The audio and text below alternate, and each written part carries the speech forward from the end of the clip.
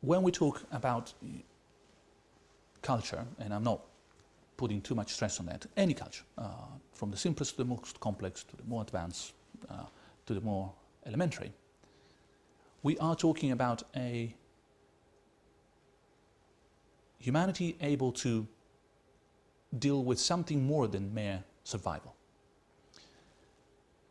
This movement of having some time, some energy, some resources that go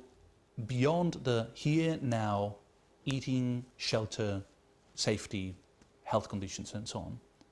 is what makes possible the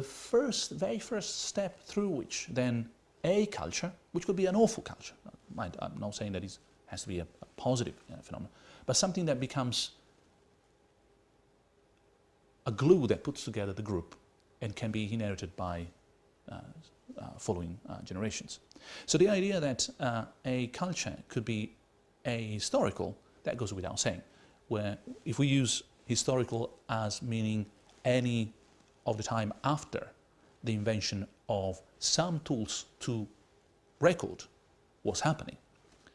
then of course there are plenty, indeed an amazing sort of, wealth of civilizations and cultures that are prehistorical. But if we mean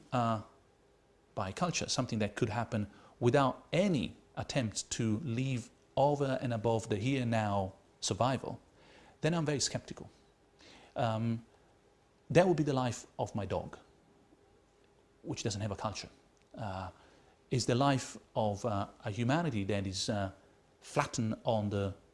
two-dimensional surface of time and space without any capacity to step back, reflect on what's happening and start the movement that then leads to following generations being able to appreciate who they are, what they're doing in the world, etc. So at the very beginning there is the creation of some gap between living in a total